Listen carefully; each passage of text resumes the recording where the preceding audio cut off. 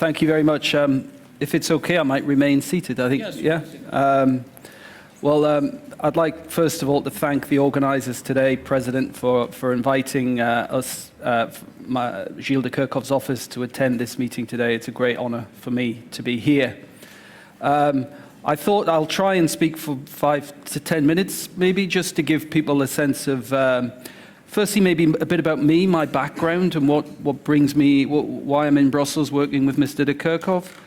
Then maybe something about what how the EU sees this at the moment, what the EU's priorities are in the fight against terrorism. And then just some thoughts on maybe some of the comments we've heard from speakers already. I found myself nodding in agreement on a couple of occasions, and I'd like to pick up on those points.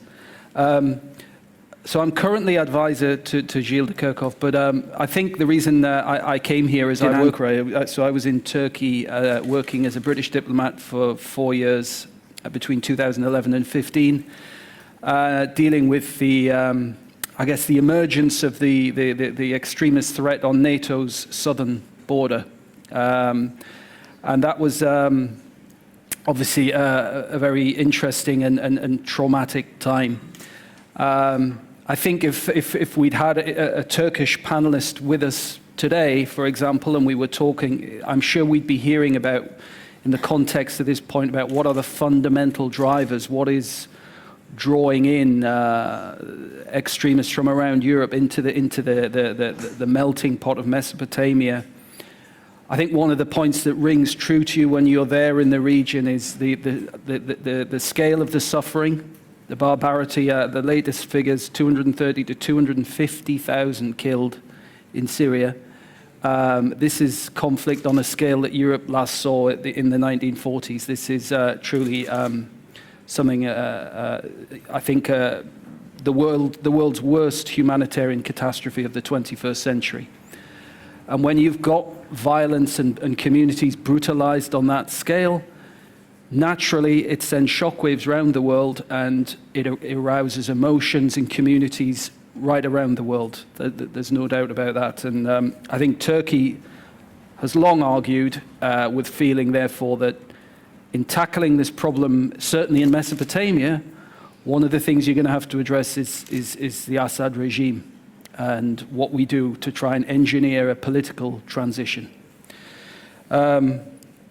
So going on to the EU then, as I say, I'm a relatively new arrival here. I think what I can say, though, about the EU, and I think the President referred to this, outdated strategies. I think you talked about these strategies being 10 years old and maybe in need of an update. Well, I think after the Charlie Hebdo attacks, I think there was collective realization, obviously, in Europe that the EU needed to look again at its approach, at its strategy.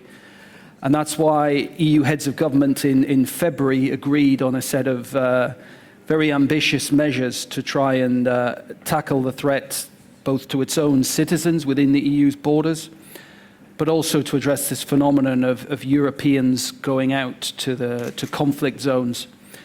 And I just want to pick up on that point. There was a fantastic piece of work done by the United Nations about 2-3 weeks ago on the global phenomenon of foreign fighters.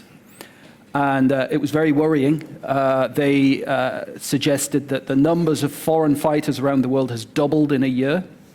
So this is an exponential phenomenon we have. And that I think they talked of a figure overall around the world. I'm not just talking about Iraq, Syria, other conflict zones, of something like 25,000 foreign fighters in the world now, representing over half the countries in the world. So this is, when we talk about threats to collective security, well, this is a clear and present and imminent one, I would say. The figures for Europe that I've seen suggest something of the order of 5,500 Europeans, largely have gone to Syria and Iraq.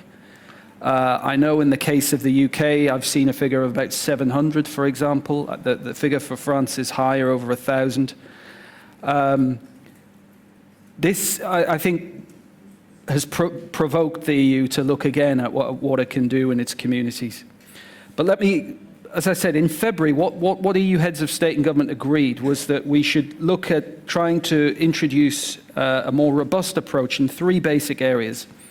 First is obviously the first duty of any government, that's ensuring the security of your own citizens. So that was the first area where we thought we needed to act. Secondly, I think tackling the problem at source, so preventing radicalization and safeguarding values. And then the third one was cooperating with international partners. And we have lots of international partners, the EU in this, but clearly the MENA region, the Middle East, North Africa region, and Turkey, I would add to that, loom very large for us, right, being the regions and the countries on the EU's borders. And there is a whole suite of measures and actions that have been agreed under each of these three pillars, and I could spend a long time talking about them, and I think it's warm in here. It might, it's probably more detail than you need, but I would want to highlight just a few areas. One of those is ensuring the security of citizens. I think police, intelligence agencies, police feel there's more that Europe could do collectively in terms of what are called passenger name records. And so this is sharing data around people who may be flying, who may be at risk of going to the areas that we're concerned about, or maybe returning, indeed, from the areas. And in cases like that, we would like to have an effective response to make sure that individuals who are returning from the zones are rehabilitated, reintegrated, or they go through the criminal justice system. And that's a directive that the European Parliament is now debating, and I think certainly from Gilles de Kerchof's position, he's pleased that the European Parliament has set a target of agreeing this directive by the end of the year. I think the radicalization and safeguarding values, there's this industry now, a global industry, I would say, on this theme of countering violent extremism. The United States convened a summit in Washington in February, bringing the world together to talk about what more, to share countries sharing experiences about what more they can do to try and tackle the problem at source, whether it's online, whether it's in communities and ineffective integration policies, social and economic exclusion. There is a huge amount now of information exchange, but not just between governments. I think it's important to say between NGOs, communities, grassroots organizations about what works in this context and maybe what doesn't work as well.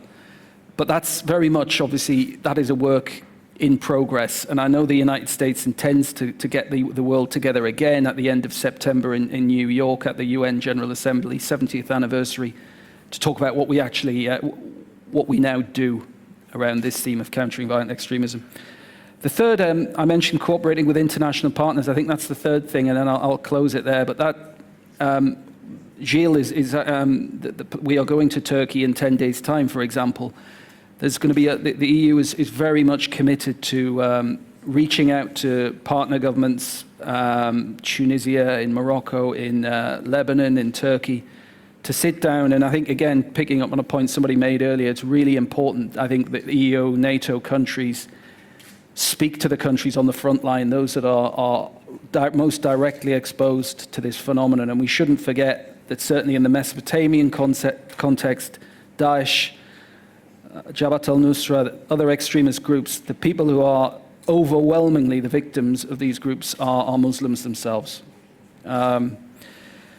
I should have mentioned at the outset as well, one thing I would say is the role of the European Commission. I think it has an incredibly important role here. It's one of the world's premier international aid organizations. It has a huge development budget. And I think the Commission are giving a lot of thought to how it might link up its aid interventions to extremism, to countering extremism. And as you can imagine, it's what's driving this phenomenon? Well, I think we can all agree it partly social and economic exclusion, education. These are key issues, and I think the EU has potentially a huge soft power role to play there. With its aid, and also in promoting. I think Europe has a really great story to tell. It's, easy to get downhearted at times like this, but there are huge numbers of positives. And I would point to the diaspora communities in Europe who are well integrated, who are thriving, prospering. And I think that's one of the most positive messages that we can send back to the purveyors of the hate, that Europe is a model of, can be a model of communal well-being, mutual support and prosperity. And it can also, of course, be a model in terms of tackling counter-terrorism. I mean, I come from the UK. We had a long-running terrorist problem in Northern Ireland, characterized by sectarian hatred, mistrust between communities. I grew up with that going on in the background, and if you'd asked me in the 1980s, was that ever going to end? It felt, no, that was going to be part of my landscape, part of my lifetime. Well, look what happened there. The Spanish example too, with ETA, these things, Europe has a track record here of managing to overcome significant problems with terrorism. But I've said enough now. I think I'll leave it there. Thank you.